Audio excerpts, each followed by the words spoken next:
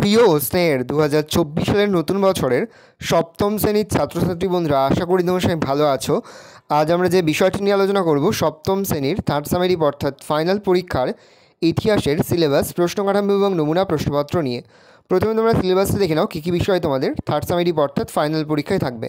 Final পরীক্ষার ক্ষেত্রে full marks থাকবে তোমাদের 70, আর সময় তোমার থাকবে 2 ঘন্টা 30 মিনিট। তোমার থাকবে তৃতীয় অধ্যায় ভারতের সমাজ, অর্থনীতি ও সংস্কৃতির কয়েকটি ধারা, চতুর্থ অধ্যায় দিল্লি সুলতানি, পঞ্চম অধ্যায় মুঘল সাম্রাজ্য, সপ্তম অধ্যায় জীবনযাত্রা ও সংস্কৃতি, অষ্টম অধ্যায় মুঘল সাম্রাজ্যের সংকট, নবম অধ্যায় আজকের ভারত। এই কটা অধ্যায় থেকে তোমাদের কিন্তু থার্ড সামেটিভ অর্থাৎ ফাইনাল পরীক্ষার প্রশ্নপত্র হবে, সেহেতু ভালো করে তোমরা সিলেবাসটা দেখে নাও। সপ্তম অধ্যায়, অষ্টম এবং নবম অধ্যায় থেকে কিন্তু বেশি প্রশ্ন দেওয়া হবে। তাহলে তোমরা সিলেবাসটা দেখে নাও। এবার আমরা নমুনা প্রশ্নপত্রটা দেখে নেব। দেখো, সরাসরি স্ক্রিনে কিন্তু সপ্তম শ্রেণীর থার্ড সামেটিভ অর্থাৎ ফাইনাল পরীক্ষার ইতিহাসের কোশ্চেনটা দেখতে পাচ্ছ। ফুল মার্কস তোমাদের রয়েছে 70, আর সময় তোমাদের রয়েছে 2 ঘন্টা 30 মিনিট। একে দাগে রয়েছে সঠিক উত্তরটি বেছে নাও, যে কোনো 14টি। প্রতিটি প্রশ্নের মান রয়েছে 1 করে 1 × 14 = 14। প্রথম, দিল্লি সুলতানির প্রতিষ্ঠাতা কে ছিলেন? ইলতুৎমিশ, কুতুবউদ্দিন আইবক, রাজিয়ানা আলাউদ্দিন খলজি। উত্তর হবে কুতুবউদ্দিন আইবক। প্রশ্ন, ইলতুৎমিশ খলিফার থেকে অনুমোদন পান 1229 খ্রিস্টাব্দে, 1230 খ্রিস্টাব্দে, 1129 খ্রিস্টাব্দে, 1130 খ্রিস্টাব্দে। উত্তর হবে 1229 খ্রিস্টাব্দে। শ্রীকৃষ্ণ বিজয় কাব্যের অনুবাদকের নাম? কাশীরাম দাস, কৃত্তিবাস ওঝা, মালাধর বসু, চণ্ডীদাস। উত্তর হবে মালাধর বসু। প্রজাতন্ত্র দিবস পালন করা হয় 25শে ডিসেম্বর, 26শে ডিসেম্বর, 25শে জানুয়ারি, 26শে জানুয়ারি। উত্তর হবে 26শে জানুয়ারি। ভারতীয় সংবিধানের প্রধান রূপাকার ছিলেন বি.আর. আম্বেদকর, জওহরলাল নেহেরু, নেতাজি সুভাষচন্দ্র বসু, রাজেন্দ্র বসু। উত্তর হবে বি.আর. আম্বেদকর। তন্ত্র শব্দটির অর্থ আইন, শাসন, ব্যবস্থা না সংবিধান? উত্তর হবে ব্যবস্থা। শিখদের সঙ্গে মোগলদের সংঘাতের চরিত্র ছিল রাজনৈতিক, ধার্মিক, সামাজিক না অর্থনৈতিক? উত্তর হবে রাজনৈতিক। যাত্রা ছিল প্রধানত সৈনিক, ব্যবসায়ী, কৃষক না দিনমজুর? উত্তর হবে কৃষক। বজ্রযান মতের নেদের বলা হতো চেট্টি, সিদ্ধাচার্য, নবী না খলিফা? উত্তর হবে সিদ্ধাচার্য। প্রশ্ন, দিন ইলাহি প্রবর্তন করেন বাবর, শাহজাহান, জাহাঙ্গীর না আকবর? উত্তর হবে আকবর। ইকতা ব্যবস্থা চালু করেন ইলতুৎমিশ, কুতুবউদ্দিন আইবক, রাজিয়ানা মোহাম্মদ বিন তুগলক? উত্তর হবে ইলতুৎমিশ। প্রশ্ন, গীতগোবিন্দম রচনা করেন ধৈ, শরণ, জয়দেব না উমাপতি ধর? উত্তর হবে জয়দেব। প্রশ্ন, খানুয়ার যুদ্ধ হয়েছিল 1626 খ্রিস্টাব্দে, 1527 খ্রিস্টাব্দে, 1528 খ্রিস্টাব্দে, 1529 খ্রিস্টাব্দে? উত্তর হবে 1527 খ্রিস্টাব্দে। প্রশ্ন, একজন সুফি সাধক হলেন চৈতন্যদেব, সেলিম চিস্তি, মীরাবঙ্গাই, গুরু নানক? উত্তর হবে চৈতন্যদেব। শিবাজির শিক্ষকের নাম? জয় সিং, শাহজি, দাদাজি না কোন্ডবো? উত্তর হবে দাদাজি কোন্ডবো। পরের প্রশ্ন, সম্রাট আকবরের সময় আয়তনে ছোট ছবিগুলিকে বলা হতো ক্যালিগ্রাফি, চিত্রকলা না মিনিয়েচার? উত্তর হবে মিনিয়েচার। পরের প্রশ্ন, শিখদের পবিত্র ধর্মগ্রন্থের নাম? ত্রিপিটক, বাইবেল না গুরু গ্রন্থ সাহিব? উত্তর হবে গুরু গ্রন্থ সাহিব। 2 দাগের নির্দেশ অনুযায়ী উত্তর দাও, যে কোনো 16টি। প্রতিটি প্রশ্নের মান 1 করে 1 × 16 = 16। প্রথম, শিবাজির 8 জন মন্ত্রীকে কি বলা হতো? উত্তর হবে অষ্টপ্রধান। প্রশ্ন, ভারতের কাগজ ও রেশম শিল্পের পদ্ধতি কোন দেশ থেকে আসে? উত্তর হবে চীন। প্রশ্ন, পৌরসভার সদস্যদের কারা ভোট দিয়ে বেছে নেন? উত্তর হবে পৌরসভার স্থায়ী বাসিন্দারা। প্রশ্ন, কোন দেশের সংবিধান পৃথিবীর মধ্যে সবচেয়ে বড় সংবিধান? উত্তর হবে ভারতের। পরে হচ্ছে সত্য অথবা মিথ্যা নির্ণয় করো। দেশে দুর্ভিক্ষ, মহামারী বা যুদ্ধ লাগলে খাদ্যশস্যের দাম বাড়ত? উত্তর হবে ঠিক, তাহলে আমরা সত্য লিখব। সুলতানি ও মোগল যুগে সাধারণ মানুষের জীবনযাত্রা ছিল হাড়ভাঙা পরিশ্রম আর অভাবের সংসার? উত্তর হবে ঠিক, তাহলে আমরা সত্য লিখব। খালসা হলো শিখদের ধর্মীয় সংগঠন? উত্তর হবে ভুল, তাহলে আমরা মিথ্যা লিখব। মণিপুরের মহারাজ ভাগ্যচন্দ্রের হাতেই মণিপুরি রাসলীলার ধারাগুলি বিকশিত হয়? উত্তর হবে ঠিক, তাহলে আমরা সত্য লিখব। পরে ক স্তম্ভের সঙ্গে খ স্তম্ভ মিলিয়ে লেখো। দেখে নাও, ক স্তম্ভে রয়েছে শাহজাহান, গুরু নানক, প্রথম বাজিরাও, ডক্টর বি.আর. আম্বেদকর। খ স্তম্ভে রয়েছে সাধক, সংবিধান, তাজমহল আর পেশোয়া।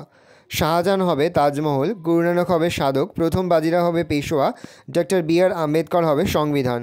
পরে শূন্যস্থান পূরণ করো। জ্ঞানপ্রভু ছিলেন তিব্বতের ড্যাশ? উত্তর হবে রাজা। খালিফা কথার অর্থ হলো ড্যাশ? প্রতিনিধি বা উত্তরাধিকারী। পাগলা রাজা বলা হতো ড্যাশ? উত্তর মোহাম্মদ বিন তুগলককে। প্রশ্ন, পানিপথের প্রথম যুদ্ধ হয়েছিল? উত্তর লিখবে 1526 খ্রিস্টাব্দে। পরে হচ্ছে 3 দাগে অতি সংক্ষেপে উত্তর দাও, যে কোনো 5টি পদ্ধতি প্রশ্নের মান 2 করে 2 গুণ 5 = 10। ব্রহ্মদেব ব্যবস্থা বলতে কী বোঝায়? উত্তর লিখবে দক্ষিণ ভারতে মূলত চোল শাসনকালে কৃষি জমির পরিমাণ বাড়ানোর জন্য ব্রাহ্মণদের অনেক সময় জমি দান করা হতো।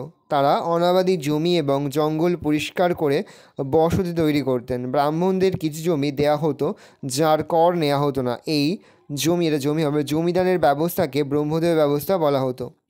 খলিফা কাকে বলে বা খলিফা কাকে বলা হতো? দিল্লির সুলতানের উপর খলিফার অধিকার ছিল কেন? উত্তর লিখবে হজরত মুহাম্মদের মৃত্যুর পর যিনি ইসলামীয় জগতে প্রধান শাসক ছিলেন তাকে বলা হতো খলিফা। আবার খলিফা ইসলাম জগতের প্রধান ধর্মগুরু। পৃথিবীতে ইসলামের আওতায় যত অঞ্চল আছে তার মূল শাসক হলেন খলিফা। দিল্লিতে ইসলাম শাসন বা সুলতানি শাসন প্রতিষ্ঠা হয়েছিল, ফলে দিল্লির সুলতানির উপরেও খলিফার অধিকার ছিল। সিজদা ও পাইবস কি? সিজদা ও পাইবস এই দুটি ছিল পারসিক প্রথা। দিল্লির সুলতান গিয়াসুদ্দিন বলবার নিজের রাজকীয় ক্ষমতা জাহির করার জন্য এই দুটি রীতি চালু করেছিলেন। সিজদার অর্থ হলো সুলতানকে ষষ্ঠাঙ্গে প্রণাম করা, আর সুলতানের পদযুগলকে চুম্বন করাকে বলা হতো পাইবস। এগুলো ছিল সুলতানের সার্বভৌম ক্ষমতার প্রতীক। পানিপথের দ্বিতীয় যুদ্ধের গুরুত্ব কী? উত্তর লিখবে 1556 খ্রিস্টাব্দে আকবরের অভিভাবক বৈরম খাঁর নেতৃত্বে মুঘল বাহিনী এবং হিমুর নেতৃত্বে আমগাদদের মধ্যে দ্বিতীয় পানিপথের যুদ্ধ হয়। গুরুত্ব: 1. এই যুদ্ধে আকবর জয়লাভ করেন এবং দিল্লিতে পুনরায় হারানো মুঘল সাম্রাজ্য প্রতিষ্ঠা করেন। 2.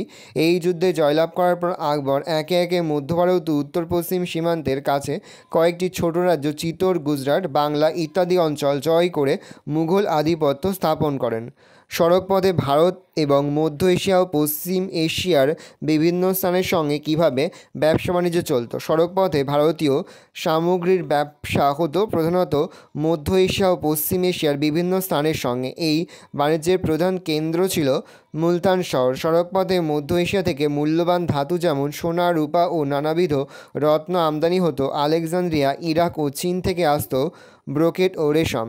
পড়ছে চৈতন্য জীবনী কাব্য কাকে বলে? শ্রী চৈতন্যদেবের জীবন এবং কাজ নিয়ে বাংলা সাহিত্যে অনেক বৈষ্ণব কবি বহু কাব্য রচনা করেছেন। এগুলিকে চৈতন্য জীবনী কাব্য বলা হয়। চৈতন্য জীবনী কাব্য থেকে সমকালীন সমাজের নানান দিক সম্পর্কে বহু তথ্য জানা যায়। এছাড়া চৈতন্যদেবের ব্যক্তি জীবন সম্পর্কেও অনেক তথ্য পাওয়া যায়। পড়েছে মাবলে বা মাওয়ালি কাদের বলা হতো? তো লিখবে শিবাজি পুনের আশেপাশের অঞ্চলগুলি আক্রমণ করেন। এই আক্রমণের সময় তিনি মাওয়াল অঞ্চল থেকে একদল পদাতিক সেনা সংগ্রহ নিয়োগ করেন। এদের বলা হতো মাবলে বা মাওয়ালি। এরা তার সেনাবাহিনীর গুরুত্বপূর্ণ অঙ্গ ছিল।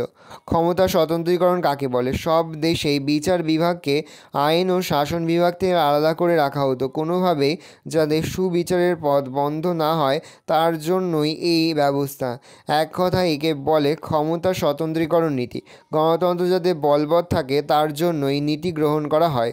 ব্লক ও জেলা কীভাবে গঠিত? অনেকগুলি গ্রাম নিয়ে গড়ে ওঠে ব্লক, কয়েকটি ব্লক নিয়ে গঠিত হয় জেলা।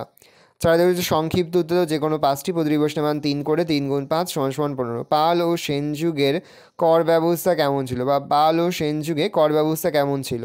পয়েন্ট করে ভূমিকা: পাল ও সেন যুগে রাজারা বিভিন্ন ধরনের কর সংগ্রহ করতেন। 1. কৃষি কর: রাজারা উৎপন্ন ফসলের 1/6 কৃষকদের কাছ থেকে কর নিতেন। তারা নিজেদের ভোগের জন্য ফুল, ফল, কাঠ ও পদের কাছ থেকে কর হিসাবে আদায় করতেন। বাণিজ্য কর: বণিকরা তাদের ব্যবসা বাণিজ্য করার জন্য রাজাকে কর দিত। অন্যান্য কর: এছাড়াও প্রজারা নিজেদের নিরাপত্তা নিশ্চিত করার জন্য রাজাকে কর দিত। সমগ্র গ্রামের ওপরেও কর দিতে হতো গ্রামবাসীদের।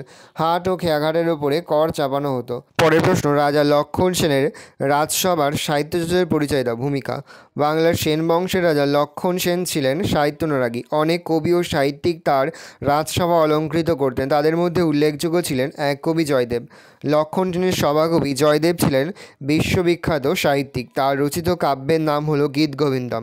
এই কাব্যের বিষয় ছিল রাধাকৃষ্ণের প্রেমের কাহিনী। ধৈ: তার রাজসভায় আর এক কবি ধৈ লিখেছিলেন পবনদূত কাব্য। পঞ্চরত্ন: জয়দেব ও ধৈ সহ আরও 3 জন কবি গোবর্ধন, উমাপতিধর এবং স্বয়ং লক্ষণ সেনের সভা অলঙ্কৃত করেছিলেন। এই 5 জন কবিকে একত্রে পঞ্চরত্ন বলা হয়।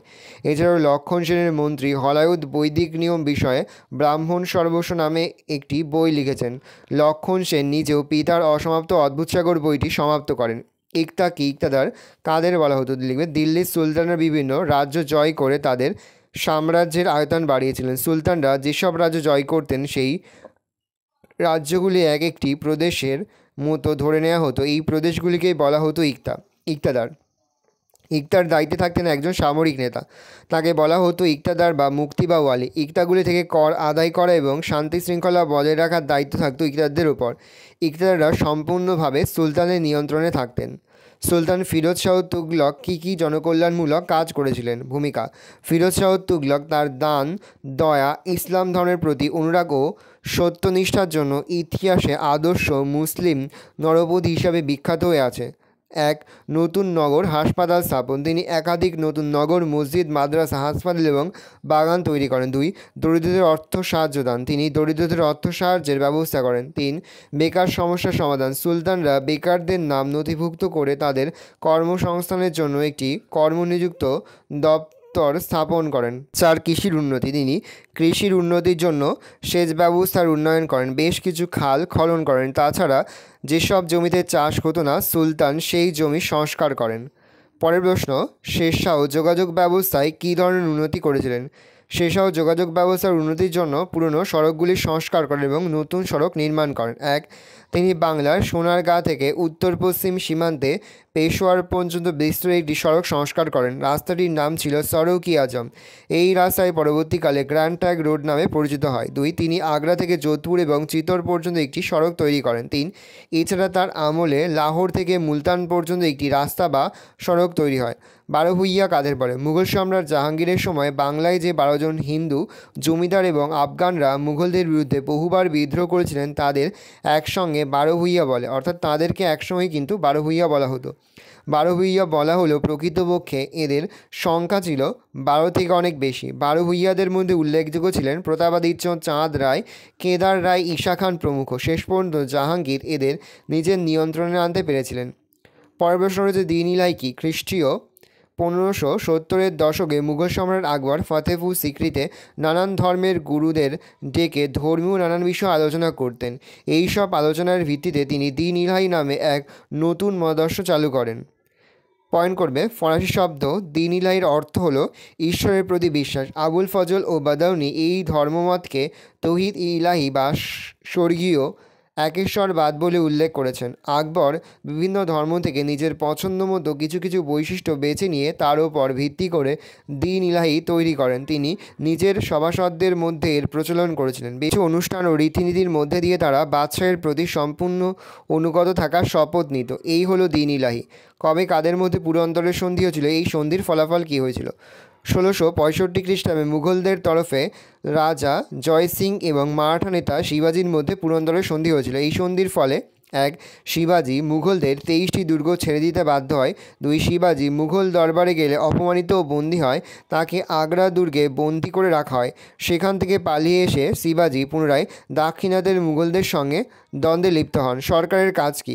দেশের জনগণ নির্বাচনে ভোট দিয়ে 5 বছরের জন্য সরকার বেছে নেন। সরকারের কাজ: এক, দেশের শাসন ব্যবস্থা পরিচালনা করা। 2, জনগণের কল্যাণ করা, অর্থাৎ জনগণ যাতে ভালো থাকে তার উদ্যোগ নেওয়া। 3, দেশের স্বাধীনতা রক্ষা করা। 4, কর সংগ্রহ করা। 5, দেশের শান্তি শৃঙ্খলা বজায় রাখা ও উন্নতির জন্য কাজ করা।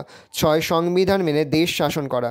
পরের প্রশ্ন, পৌরসভার কাজগুলি লেখো। 1, পৌরসভার এলাকায় বসবাসকারী জনগণের মধ্যে সেবামূলক কাজ করা। 2, জনগণের স্বাস্থ্য বিষয়ে দায়িত্ব পালন করা। 3, শহরের উন্নয়ন ও আইন শৃঙ্খলা দেখাশোনা করা। 4, শহরের পানীয় জল সরবরাহ করা, রাস্তাঘাট বানানো, দূষণ রোধ করা, শহরকে পরিষ্কার পরিচ্ছন্ন রাখা প্রভৃতি। 5, বিদ্যালয়, হাসপাতাল প্রভৃতি বানিয়ে শিক্ষার প্রসারে ও স্বাস্থ্য উন্নয়নে পৌরসভাগুলিকে বিশেষ উদ্যোগ নিতে হবে। 5 থেকে রয়েছে নিচের প্রশ্নগুলি রচনাধর্মী উত্তর দাও। যে কোনো 3টি প্রতিটি প্রশ্নের মান 5 করে। 5 × 3 = 15। প্রথম, আলাউদ্দিন খলজির সময় দিল্লির বাজার দর নিয়ন্ত্রণ বিষয়ে তোমার মতামত লেখো। দেখো, আমি আর প্রশ্নের উত্তরটা মুখে বলছি না, আমি আস্তে আস্তে কল ডাউন করছি। তোমরা কিন্তু অবশ্যই ভিডিওটা থামিয়ে বা স্ক্রিনশট নিয়ে কিন্তু সম্পূর্ণ উত্তর তোমার খাতায় নোট ডাউন করে নেবে।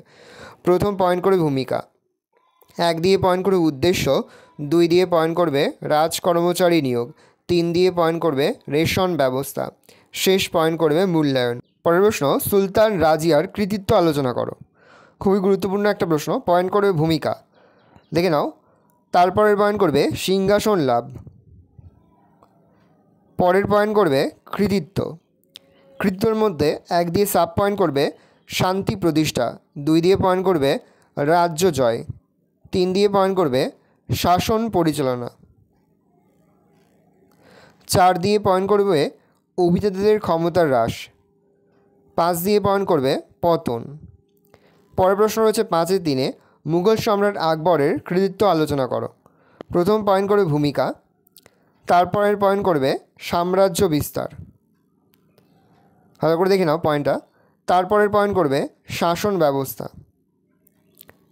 তারপরের পয়েন্ট করবে মানসাবদারি প্রথা, তারপরের পয়েন্ট করবে রাজস্ব ব্যবস্থা, তারপরের পয়েন্ট করবে ধর্মীয় উদারতা, তারপরের পয়েন্ট করবে বিদ্যোৎসাহিতা, শেষ পয়েন্ট করবে উপসংহার। দেখো আমার মুখে বলছি না, তোমরা কিন্তু অবশ্যই ভিডিওটাকে থামিয়ে বা স্ক্রিনশট নিয়ে কিন্তু সম্পূর্ণ উত্তরমায় খাতে নোট ডাউন করে নেবে বা এখান থেকে তোমরা কিন্তু প্রশ্নের উত্তরগুলো মুখস্থ করে নেবে। পরের প্রশ্ন রয়েছে 5-এর 4-এ দিল্লির সুলতানদের আমলে ব্যবসা বাণিজ্যের বিস্তার কেন ঘটেছিল?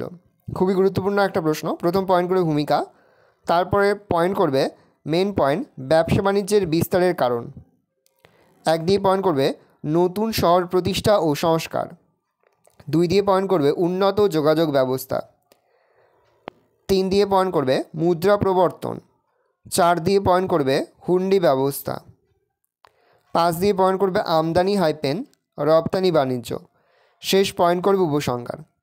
ভালো করে দেখে নাও, এই রয়েছে টোটাল তোমাদের থার্ড সামেটিভ অর্থাৎ তৃতীয় পর্যায়ক্রমিক মূল্যায়নের সপ্তম শ্রেণীর ইতিহাসের কোশ্চেন পেপার। ভালো তোমার কোশ্চেনটা দেখে নাও। এই ধরনের কোশ্চেন প্যাটার্নেই কিন্তু প্রতিটি স্কুলে তোমাদের কিন্তু থার্ড সামেটিভ অর্থাৎ ফাইনাল পরীক্ষার প্রশ্নপত্র হবে। সেহেতু ভালো করে তোমরা কোশ্চেন পেপারটা দেখে নাও। আজ আমরা যে প্রশ্নোত্তরগুলি নিয়ে আলোচনা করলাম, প্রতিটি প্রশ্নোত্তরই কিন্তু এই বছরের পরীক্ষার জন্য খুবই গুরুত্বপূর্ণ। সেহেতু প্রতিটি প্রশ্নোত্তরই কিন্তু তোমাদের খাতে লিখে তোমরা কিন্তু মুখস্থ করে ফেলবে।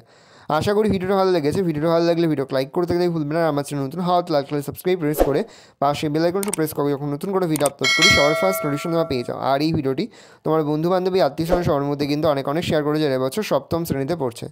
আমরা কিন্তু ইতিমধ্যে সপ্তম শ্রেণীর প্রতিটি বিষয়ের সিলেবাস, প্রশ্নকার এবং নমুনা প্রশ্নপত্র কিন্তু আপলোড করে দিয়েছি। তোমরা যদি এখনও পর্যন্ত সেই ভিডিওগুলো না দেখে থাকো, ভিডিওগুলো কিন্তু তাড়াতাড়ি দেখে নাও। একেবারে ভিডিও শেষে স্ক্রিনে তোমরা একটা প্লেলিস্ট দেখতে পারবে, তারপরে ক্লিক করলে সমস্ত ভিডিওগুলো কিন্তু তোমরা পর দেখে নিতে পারবে। ভালো তোমরা কোশ্চেন পেপারটা দেখে নাও।